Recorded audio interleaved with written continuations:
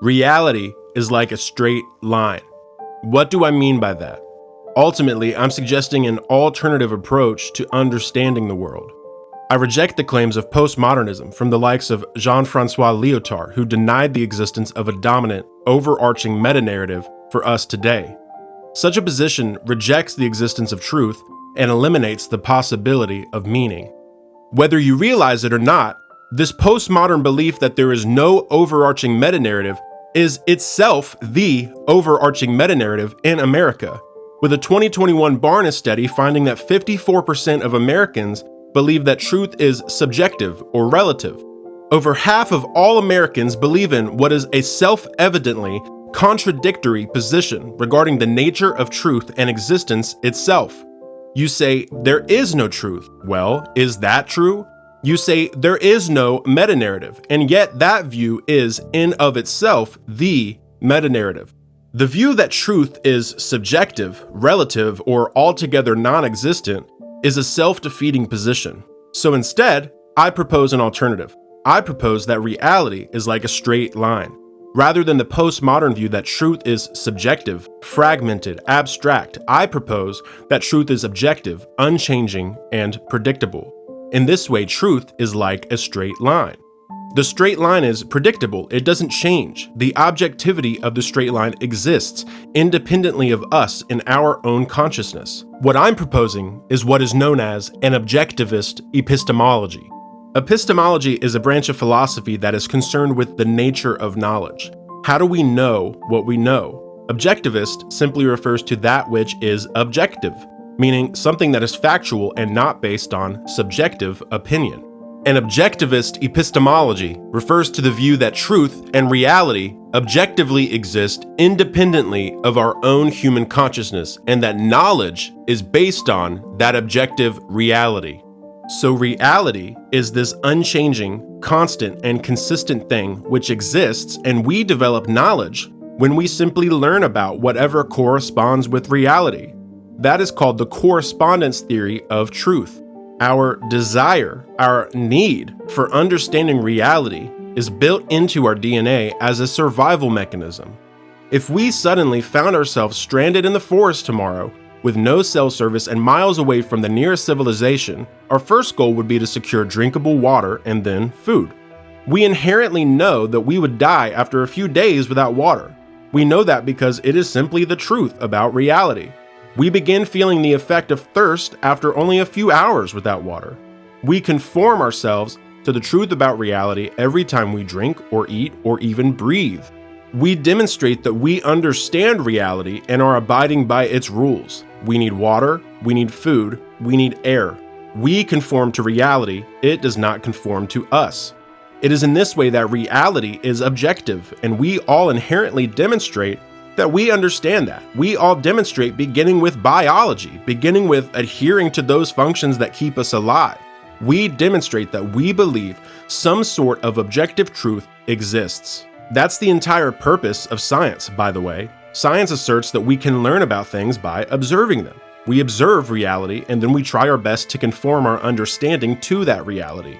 If you suddenly came down with a severe case of strep throat tomorrow and you went to see your doctor, they are most likely going to prescribe you an antibiotic such as penicillin or amoxicillin. That's because strep throat is a highly common and treatable illness that has demonstrably been healed by those antibiotics. When your doctor prescribes you those antibiotics, he isn't aligning you with some version of his opinion or subjective truth. And thank goodness he isn't, because your health is at risk. No, he is aligning with the objective truth about your illness, as science has been able to observe it and the medicines that have been observed to effectively fight that illness. So science is observing reality and then trying its best to make assessments that correspond with that reality. It doesn't always get those assessments right, and sometimes we claim something is knowable even though it isn't yet, but that's a different story. The point is, we are all inherently making observations and then making judgments about how those observations correspond with reality. We do this all the time, every single day, in regard to everything. If you're walking down the street and there's a humongous dog up ahead barking and snarling its teeth, you're probably going to walk to the other side of the road to keep your distance. That's because you have observed something about your surroundings that informed you regarding the nature of reality. Then you conform yourself to the nature of reality by keeping your distance. Imagine the same situation, but instead of a big scary dog, it's just a little puppy. Would you still sense danger and keep your distance then? Probably not. So our observations inform us about reality. It is our job to try our best to conform to those beliefs which correspond with reality. Otherwise, we risk being scared of puppies, or we risk misunderstanding reality. Facts, of course, are objective and not based on opinions. Reality doesn't care about your opinion. Reality doesn't care if you don't feel like drinking water and eating food. You will die if you stop doing those things.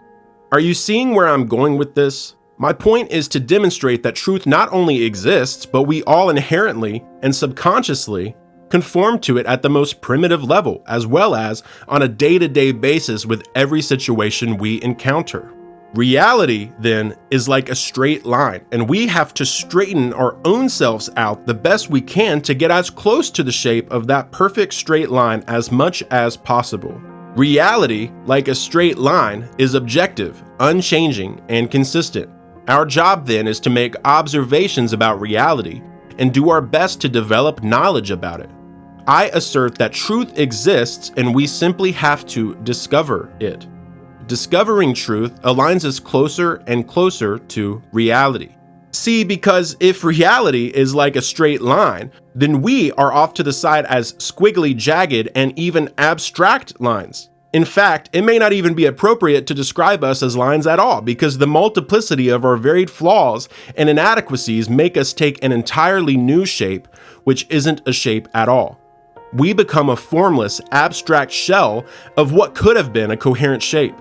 Herein lies the root of all conflict between humans on matters of opinion, both big and small. The problem is, on more complex matters, we begin to lose the ability to conform to truth. Or perhaps due to how fallible we are, we lose sight of the goal, which is to conform to truth. We are all at risk of becoming non-pursuant of truth, instead pursuing our own subjective version of truth, one which corresponds to us. It's all about me. Oftentimes, we want reality to conform to us rather than us conforming to it. That's because we are inherently selfish and broken. We want the world to revolve around us, but it doesn't work that way, because reality is like a straight line. It is objective and is unchanged by our opinions and subjective views. It is unchanged by our feelings about it. It is simply one line extending eternally across time. We have a duty to continually seek truth and conform ourselves to it by denying ourselves. That's what Jesus meant when he told us to deny ourselves and follow him. Because, by the way, reality is whatever corresponds to the creator of reality. So if God exists, then he is reality. If he sent his son, Jesus, then Jesus is reality. If Jesus is the way, the truth, and the life, according to John 14, verse 6, that means to conform to Jesus is to conform to truth. If God created everything, then reality is based on God. The unchanging and objective reality is based on an unchanging and objective God. The straight line is God. And if Jesus is God, which he claimed when he said, "Before Abraham was born, I am," and which he demonstrated with his death and resurrection, then that means Jesus is our objective basis for reality. Jesus is how we begin to know God. He said, "No one comes to the Father except through me."